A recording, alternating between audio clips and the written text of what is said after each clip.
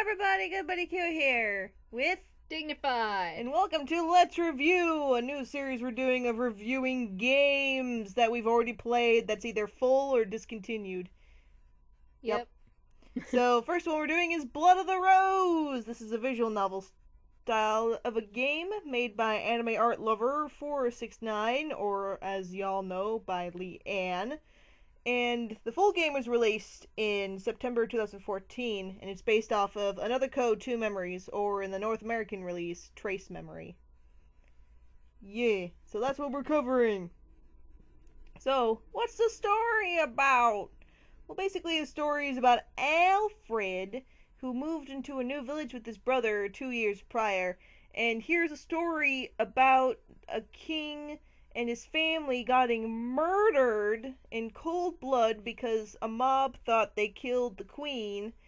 And so, and he's like, that's awful. And so he decides to go there with his brother Matthew to figure out what the whole mystery behind that was, because no one really knows what happened and stuff like that. But Matthew gets kidnapped, and it's like, oh no. So he goes along and he finds the ghost of the eldest son, Arthur, and he died there, but he doesn't know how he did, and memories and stuff like that. So they're just on a quest to figure out what happened and to rescue Matthew. That's basically the basic plot that you need to know to get into the game. So yeah, let's just talk about it. Yeah, let's talk about the characters and see how they're represented in the story and stuff. So first character we got is the main characters you heard me mention the most, Alfred. Alfred, America. And, well, he's pretty much like America, except, well, he's a bit more passionate. Yeah, there's a reason that this birthed huggy, affectionate Alfred. Yeah. Not to mention, he gets very emotional very fast. Very emotional, very passionate, and we kind of just took it into gear. Yeah, because, this is the kind of guy who just hears about something that happened 50 years ago and must immediately go investigate. Yep. And it's just like, oh, okay, buddy, sure. Whatever makes you happy. Yeah. So now we got the next character is the ghost. It's Arthur, aka England. Yep. So he's a ghost, and he doesn't really know much, so right when he comes into the story, the whole story starts to become about him and his past, so Alfred's kind of just behind him. Yeah. Being like, oh, what happened? You okay? Yeah, from that point on, Alfred sort of becomes a perspective character, and the rest of the game is really just about following Arthur around and discovering things as he discovers them. Yep. And then you got Matthew, who gets kidnapped and put on a bus. Yeah, he's kidnapped and, really doesn't contribute much from then on. Nope. But he's still the driving force and stuff. Yeah, he plays a role. Mm-hmm. But, again, we don't really see him for most of the time, but what do you expect? It's Canada. Yeah. Ha. Anyway, so let's talk about the more technical part of the story. Yeah, let's talk about the story itself, just how it was, if there were any plot holes. I think the first important thing to say about the story is that, and this is something that just can happen a lot with Heta games that are based on existing games, is that it didn't really feel like these characters needed to be nations. There are other characters later on who aren't Hetalia characters, so it just creates more of this feeling that these are just Hetalia characters plugged into existing roles. And because of that, a lot of them do feel out of character, kind of. You can see elements, you can kind of see why certain characters were chosen, but it doesn't really feel like a very natural, authentic representation of the character. Mm-hmm. There are also a lot of things that kind of went unexplained. How did Matthew know about all of that business with the murder? Because, again, sort of the implication was that no one talked about it. until Gran decided to tell Alfred for whatever reason. Not to mention, they've been in there for 2 years. Yeah, so, like, if there was an opportunity for Matthew to learn, why didn't A, Alfred also have an opportunity, or B, Matthew tell Alfred? I mean, sure, there might sort of be the implication that, like, oh, they kind of knew that Alfred would really jump on something like this, but even so, it's weird. Because even then, like, Matthew made up information to keep Alfred from doing anything, so it's like, huh? Yeah, It's an odd bit. it is. Another thing that doesn't really get explained fully is why didn't Arthur know about all this stuff when he'd been stuck in that house for 50 years? Now, there is one line that kind of implies that he might have just sort of been stuck in this void for 50 years before Alfred came and found him, but even that is a lot of speculation on our part and isn't really clear. Yeah, because unless it's said, like, fully out, again, it's only a theory. Yeah. Also, Alfred seems to forget a lot of things that he originally learned. Like, there are a lot of moments where, like, and it's especially when, Arthur's learning stuff, because we already kind of know this story. We've been told the story. So Arthur discovers something, and then Alfred reacts shocked as well. Like, this is his first time hearing about it. So it's like, uh-huh. Yeah, so what's up with that? And sort of the last thing that, like, is a problem with the story itself is the inconsistencies with Arthur's ghost powers. Like, there's this one point where, you're walking around a house, so you come to this door, and it's locked. But, it's just sort of, oh, it's locked, we can't get through, so, okay, Arthur, in spite of being a ghost, can't go through doors or walls. Alright, if that's how you want your ghosts to work, sure. But then later on, you come to another locked door, and Arthur's just like, well, I'm a ghost, I can just go through it. And it's like, all of a sudden you can do that? And then it's never even addressed from that point on. Nope. It's just kind of one-time gig. Yeah. It's an oddity. It really is. But we've gone on that enough. Let's go to the writing. Yeah, the writing is not perfect. Like, you can really tell that it wasn't really beta read. Like, there are issues with grammar and spelling, so if that really bugs you, like, you just cannot stand grammar and spelling issues, then this is not the game for you.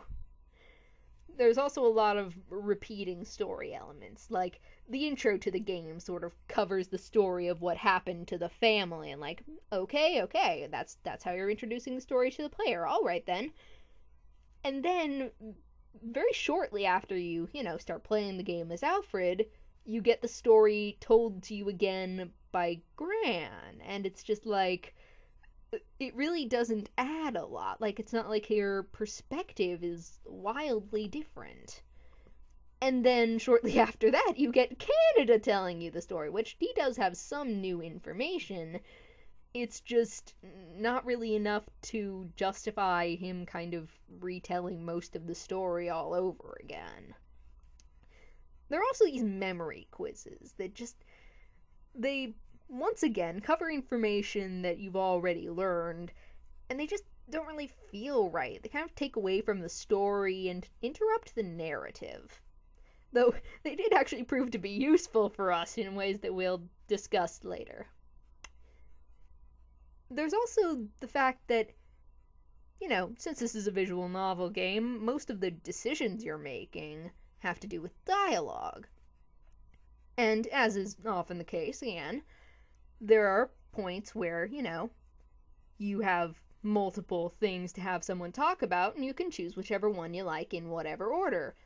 But sometimes you'll choose, like, say, you feel like choosing the last one. That looks like the one you want to see first. but the person will talk like you've already talked about the previous topics, or just it won't make sense. And then you'll go over like the first topics and they won't know about the last thing you discussed. It's one of those things where if you're going to give someone the opportunity to choose the order something is done, you have to make it make sense in whatever order it's chosen. If it has to be done in a certain order, then you shouldn't really give someone a choice.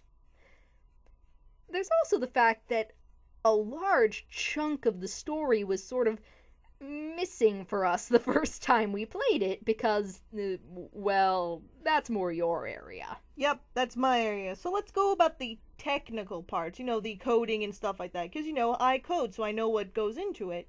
Now, there's a thing in the programming called switches, which is a thing that's used that, say you do this event, then it triggers the next event to happen and also makes sure that your event doesn't happen again, so you don't go through a constant loop.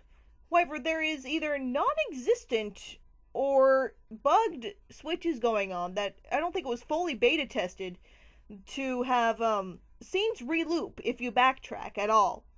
And sometimes they activate without the player knowing, so you go along your way and you miss like important scenes and stuff because you just didn't think that they were available now. Like, I know the point of the game is to explore everything, but you need an option because we had scenes that they had items and information that we had never heard about before because we hadn't checked on a certain location. Like, sometimes, like, beforehand, it would ask if you had a certain item before you left the room, but that was only a one-time thing, and that's only because it was pointed out beforehand. That made things really odd. So you would either, if you explore too much and backtrack around, you'll get looping scenes. That even some of the switches, if there's one in particular that puts you all the way back to the beginning of chapter 3, and it sucks, because you have to just maneuver all the way around the switches to make sure you can be able to go do the thing, or else you're stuck. Like, really stuck. It's a mess. Because players are unpredictable. You have to make sure it is foolproof for even the most stupidest player. Because that will happen. It will break. Ugh. You always need to make sure of that. And this is more of a small thing, but mapping. Some people don't really like. But it's a beginner's mistake of, making the hallways and the map super big so people can explore around. Trying to just fill up the space that's provided, but you don't really need to do that a lot of the time. Sometimes just shorter is nice. I mean, I get it, it's a mansion and stuff like that, but, don't have to go too overboard. But, again, that's a beginner's mistake, so I'm not really too about it. And, yeah, that's about it. There's a lot of scenes, things were bugged, and you miss a lot of items if you don't explore enough, which is not a good sign at all. Yeah, so if you're not a fan of that kind of stuff, you might need to be careful. Anyway, so let's go on to the spoilers part. For people who have watched this or don't really care about it, want to see what to talk about it, we're going to do a spoiler corner. Yeah, so for those who do not want to be spoiled, if you're planning on playing this game, there's a timestamp on the video to go to, so you can skip this part, and we'll wait. Yep. Okay, that's about time. Okay, so spoiler time. There's characters we did not discuss about earlier. Let's discuss them now, in length. So the first one we got is Charlotte, the love interest for Arthur. Yes, and the old woman that we meet at the beginning. Yeah, there's a bit of confliction about her. Yeah, I mean, as a device, as a character, that was neat. The whole, the ghost's love interest being the old woman who talks to you at the beginning. That was neat. That was fun. But as a character, as a person, there's just not really a lot to grab onto. Especially in a Hetalia game. Yeah, it really is just sort of the thing about OCs in Heta games, is that, we already know all of these, Hetalia characters. We know these people. And here's someone we don't know, and who really isn't that interesting and doesn't really have a lot to grab onto. So she just kind of feels like, Phoned in. kind of like, basically like sort of a cardboard cutout with love interest slash old woman written on it. Yeah. So, like, OCs in Hitta games are fine. That's absolutely great. It's just Yeah. they need more material to them to make sure they, blend well with the already established characters and make sure they stand out in the story. Not just as a everyone's unknown front, but in a lot of people we already know now have this new character front. Yeah, like an original character can, create all these opportunities for the established characters to interact with them, or like they'll serve an important purpose in the plot or whatever. And while, yeah, she served an important purpose in the plot, she didn't really do much else. Yeah. Yeah. So that was basically a thing.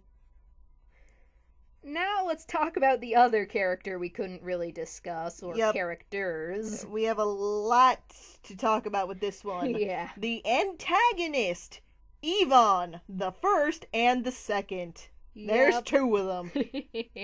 So this one, as you already know, this is Russia. Yes. And, well, he seems kind of out of place. Yeah, like, I mean, it kind of, makes sense from a, like, oh, we need an antagonist. How about Russia? Yeah, like, it's mixed in really weird. Like, he's even part of the royal family because his name's Yvonne Kirkland, so it's like, I feel like you might have been able to do something better with that somehow. I'm not sure how. Yeah, like, it's hard because when you sort of say, like, okay, we're dealing with England's family, there really isn't a good sort of plug-in antagonist. Yeah, like one of the things I thought of that would be neat is like have the spot of Yvonne the First be China and then Yvonne the Second be Hong Kong. That would have been a neat transition because Hong Kong's technically part of the Kirkland family, so it'd make a bit more sense. But again, it's up in the air. It's their decision about it. It's just like he does serve his role, but Yeah. shrug. Yeah, it just sort of, again, provides to this feeling of these are just characters being plugged into spots. It doesn't really feel like an authentic expression of these characters' relationships. Yeah. Well, it's going from the names to their actions. Yeah. Yvonne, what the fuck? So, well, we're in the spoiler corner, so I can't even say spoilers. Yeah. Yvonne is the one who killed the family. Mhm. He's the mastermind behind that. And the reason behind it was because they had a contract, him and the king had a contract of if the king should have children, if the queen died, the Yvonne would get one of the children, and then the king could rule. Which at first you'd think, what the fuck's up with that? But then you kind of think of like, yeah, I guess, cause like he could be busy as a single parent, so he'd need someone else to look after the whatever kid got chosen. So that's one thing about it. But then later on, the king time comes like literally 3 days later, and after the queen dies, and the king's like, I'm kind of thinking maybe to keep all the children and still ruling, which he was still thinking about it because again it was only 3 days. Yvonne was really pushing him, and Yvonne flipped the fuck out over that he couldn't get his way, and then he convinced all the people that they were responsible for the murders and killed them all, which is like, what? So, because there's something not right about that. Yeah, like, it's not exactly made clear what Yvonne the First really wanted out of the situation, because, like, if what he wanted was to rule, there could have been other ways. Like, again, they made a binding deal about this, so Yvonne the First would have completely been in the right to say, hey, if you're not going to give me a kid, then I'm going to take my place as ruler. You agreed to this. And, like, he would have been able to, like, really have any legal authority stand by him. But if he wanted a child, then why did he just up and decide to kill everybody? Like, of course he didn't intend to kill Arthur. He intended to keep him alive, to, have him. But still, like, again, it had been such a short amount of time, and it's not even like the king was, like, super putting his foot down and saying, like, no, absolutely not, never, never, never, no, get out of my house. No, the king was like, I don't kind of wanna. So, like, he was thinking about telling them until Arthur stepped in. Yeah, and, like, Ivan the First was going to stay in the house for a while, wasn't he? Yeah, like, they said he was gonna live in the house from now on. So it's like, they intended for him to stay. Like, he was gonna be around. So it's like, even if he did keep a kid, where is he gonna go? Yeah, and then there's the whole matter of, like, okay, say Ivan does, like, he really wants this kid, and the king is like, I don't think I want to give up one of my kids. If Ivan's gonna be in the house, he has time to, play around with things. He has access to the whole of the remaining family to, do whatever he needs to do, convince whoever he needs to convince that it would be for the best for him to have Arthur. Yeah, because they just met him. Yeah. Like, because literally, right after they meet Ivan, Arthur overhears their conversation about adoption. So it's like, you only knew him a day. Give him a goddamn chance. Dang. Yeah, so it just kind of feels like the whole slaughter the family, or, well, convince people to slaughter the family, feels a bit, well, he ruled anyway. Yeah. So he ruled anyway, so if that was what he wanted, okay? Not to mention, like, after that, we don't hear any talk of a king ever again. No, like, that's the interesting thing, is that the townspeople never talk about a king or anything like that, so we don't know what's even going on anymore. Yeah. It's weird. But again, it's something that's not discussed. Yeah. Anyway, so let's talk about Ivan the Second. Mm-hmm. And he's kind of a crazy guy. Yeah. First off, where the fuck does he live? Because it's implied that he stays in the house, but that place is dirty, broken, and still has bloodstains on the walls and floors. Like, the piano's in tune, yes, but he really can't live in there, can he? Because there is no spot for him. But if that's the case, why is he in the house? Like, does he just do checks to make sure no rotten kids are getting in there and meddling around? Because it's like, when he wasn't around, what would they figure out? So what secrets are to be guarded? He took what he could. So It's like, why? Yeah. Like, I mean, unless he is just the kind of guy who wouldn't have a problem living in a house full of blood stains and that was still very clearly the site of a massacre. Yeah. Oh, God. And so Ivan was the one who kidnapped Matthew. And he was going to try to get Alfred, too, with the intent to torture them.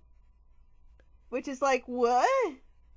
Yeah, because, like, it's one thing to be like, okay, these kids know too much, I need to get rid of them and to kill them, but the torture doesn't seem necessary. Nope. And, like, yeah, he's gonna let one of them go, but he was planning on killing them, and what he says exactly is that he's gonna tell people that they were so shocked from finding out the truth of the murders that they went into depression and killed themselves. What? Yeah. There's so many holes, I don't know where to start. First off, who the fuck would he tell? Well, I guess anyone who came with them. Second, he'd be explaining that there's a truth that they found out, and that'd make people suspicious. And killed themselves. He was planning on burying them next to the body. They'd want proof of self-killing instead of a bullet shot. And, well, I guess it's the olden days, so they can't figure out with science. But still. Yeah, and I don't even know how olden this is. Yeah, that is sort of the thing, is that, like, it's sort of, I was going to say fantasy, but that's not really the case.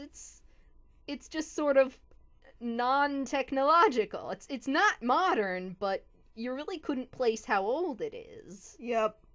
Because you got small pistols. Yeah. That may just be the MMD talking, though, because you only got so much you can deal with. Yeah, exactly. Yep. So, and now let's talk about Yvonne's death. Yeah. So he falls off a cliff, yeah? Mm-hmm. Well, there they are, standoff between him and Alfred. He's gonna kill them. Arthur all of a sudden comes up, and backstory, Yvonne cannot see Arthur. It's been established that he doesn't have a pure heart and he does not believe in ghosts. So he could never see Arthur. And now he suddenly can. And he gets freaked out and he falls off the cliff. What? Yeah, it really comes completely out of nowhere. Yeah, it kind of couples with the ghost inconsistencies. Yeah, it's like, okay, it has been established that, like, the reasons for someone not to be able to see ghosts are they don't have a pure heart or they don't believe in ghosts and spirits. Like, okay, those are your rules. Awesome. How does that have anything to do with what happened leading up to Yvonne II seeing Arthur's ghost? Not to mention, like, yeah, there is a scene where Canada can't see Arthur for a while, but Arthur thinks that it's because of the trauma he went through of, being attacked, KO'd, and just recently got, saved by his brother, so he's kind of shooken up. That's one thing. Yvonne didn't go through that kind of drama, and Arthur touched him to make him that, so I don't know if touching works or what, but even then, Arthur didn't touch Yvonne, so it's like, huh? Yeah, and like even if the touching did have anything to do with Canada seeing Arthur, again, it's not like that was ever established as a way to make people see ghosts, so wouldn't really matter. Yep. So it's a confusion. Yeah. Now we go on to Arthur's death, the big mystery of what happened. So, how Arthur's death came about. So, he saw Yvonne kill his dad, which is bad, so he runs for good fucking reason. And he runs and he runs and he runs, and he's so scared, and he gets near the cliff where Yvonne fell. And he is just so, just too much that he has a heart attack. And he falls off the cliff. What? We're kind of split on this one, but a heart attack out of nowhere. Even Yvonne was knowing of it, but what? Yeah, at first I didn't really have much of an issue with it because it was like, ooh, this is the last big mystery. What could it be? We have no idea how this happened. And then all of a sudden, your heart. It's like, what? And a heart attack. It's like, oh, that's so surprising. I had no idea that was gonna happen. But the more I think about it, the more it is just like, yeah, I had no way of even possibly predicting. And just like, we've been looking around this house. We've been reading people's diaries and stuff. You'd think someone would have mentioned that the eldest son had a heart condition that, made it so he shouldn't be running around too much or something. Yeah, even how they presented in the beginning, for people who did watch my Let's Play, I thought there was something really wrong with him, so I thought I was in the right about that, but no, it was never established. There was just something off about him. So, if there was, some sort of indication, because he got all of God's love, he was the special child, so connected with nature, he didn't care about worldly possessions. It was because he had grave health and maybe would have probably lived a short life. That would have been great to at least hint on, or at least left clues about, because then the player would connect it, by the time that came around, it's like, oh, that's what happened, oh, that's so cool. But to have it come out of nowhere is just kind of a weird shock, and it's just like, okay, that's a thing then. Kind of a cop-out, but... Yeah. Yeah, and it's not even, hinting at it earlier would have, spoiled the surprise or anything, because, again... He was, so loved and cherished, and we care for this child so much, so the whole being sickly would have just acted as an explanation for that. Yeah, because the kids would have probably felt really about all that love just towards him. Yeah. But if it was because he was sick, that makes sense too, because they'd be a lot more nicer to him too, because it's like, poor brother. Yeah. Yeah. So, okay, I think that's about it for Spoiler Corner. Yeah. So let's move on to ships. Well, as much ships as we can do. Yeah, I would say sort of like we had a lot of fun with Arthur and Alfred. Yeah, hugs for hours and such. Yeah, but as much as we did with that, really the only real romance in the game is between Arthur and the original character he's paired with. Yeah, which is alright in its own sense, but when it's already with established characters, it's like, it didn't really mix well. So it's just like, okay, just obligatory love interest. Poof! Okay, that's a thing. Yeah, it really doesn't tug at any heartstrings. It's just like, oh, okay, that's a relationship, I guess. Okay, that's just a part of your life, so on and so forth. And then we got America Canada, who has the most loving relationship. Yeah, like I've seen some pretty, affectionate depictions of siblings, and like, that's a thing. Siblings can be affectionate sometimes, but that's not how Matthew and Alfred interact as siblings. They're very passive aggressive with each other. Yeah, so seeing them like hugging and like, no, I love you and such, because it just does not feel like it suits the characters in canon, it kind of gives off a bit of a romantic tone. Yeah, which is kind of odd. So if that bugs you, you may want to stay away. Yeah. Yeah. Speaking of things we've been doing, like for those who've seen our Let's Play, so we actually compiled a list of our favorite, like this was one of our favorite Let's Plays, just by far, because it's just hilarious. It really Like, is. I wish I could include a lot more moments in here, but this is just moments that made the most impact, I guess, and just some things I thought were funny. So these were our favorite parts. Yeah. His mother praised him with God's love. What? Well, that's certainly a lot of power if the mother can give him God's love. I love you, brother. No homo. And I love you, Matthew. My precious little brother. No homo, you dickwad. You asshole. Ow, wake up, you lazy fuckwad. Fuck you. Ow! Had a nice nap? Didn't have to fucking smack me! Oh, hey, brah. The fuck was that about? I was waking you up to let you know that the pie is ready. And I smacked you because you fucking deserve it. You fucking whore. Yeah. Wink. Well, what's wrong, Matthew? Sorry, that wink just made me deeply uncomfortable. You said you loved me. Suck it up. That part about the ringleader, How'd you even hear about that? that was a lie. You whore! My full name is Alfred F. Jones. F for fucking freedom. Ah, I see. You're a dumbass then. Ah! Can I really come with you? Well, if we both work hard enough, I'm sure we can. Alfred, stop making things weird. He can see me. And he can hug me. For hours and hours! Did you have another flashback? Was I in it this time?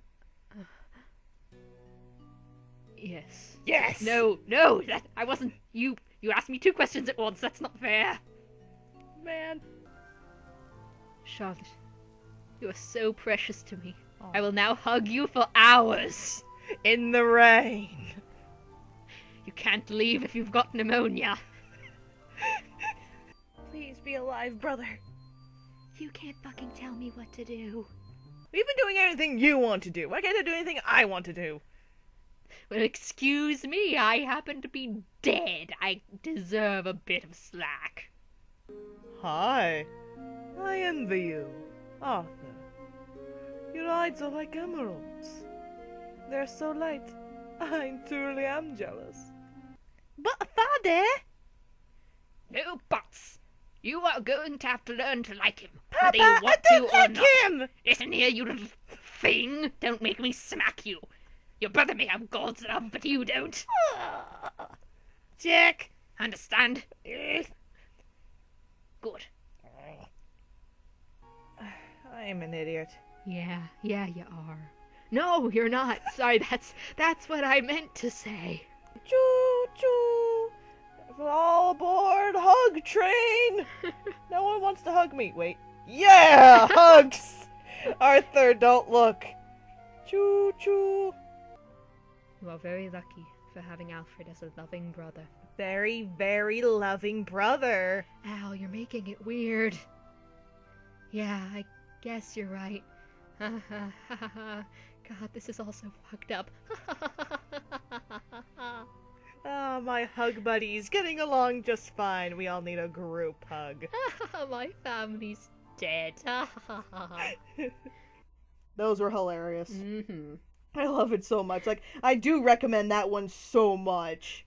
Like, Yeah. even we still find it hilarious. Yeah, just watch it, please. Yeah. Anyway, so let's start wrapping this up with the pros and the cons. Yeah. So for the pros, one thing that I can say in complete seriousness is that the MMD pictures in this game, both like the screenshots and the face sets, are really nice. Yeah, like, that's something that keeps on with the rest of her games, too. Is like, she is really good at MMD. Like, for face sets and stuff like that, gets really good expressions, good poses and stuff like that. It really works. She's really good with her effects, too, and effects can be really fucking hard. Mm-hmm. So, kudos on that one. Yeah. And if you don't try to find this game, like, super serious, like, oh, it's gonna be a polished game, gonna be full of feels, it's like, if you just take it just, like, lightheartedly, it is pretty funny. Like, we had a hell of a time with it, too. Mm-hmm. So, okay, let's talk about the cons. The writing is not perfect, as we said before. It's nowhere near polished. Like, and then there's the repeating of, story elements again and again, so if either of those things really bugs you, nah, don't do this. And the game actually didn't really need the nations, per se, because it's like, they were just plugged into their roles, so it doesn't really feel much like it's a Hitalia game, just more of game with Hitalia characters. Mm-hmm. And that memory game didn't really feel necessary, except if you missed some switches. Then it was pretty good. Or else you would have missed stuff. And if you do explore too much or too little, it gets very buggy. So, final thoughts, recommendations. Would you recommend this game for people to play? I'd say yeah. But, like, only if you're a certain kind of person. It's not really a game to be taken seriously, like you said.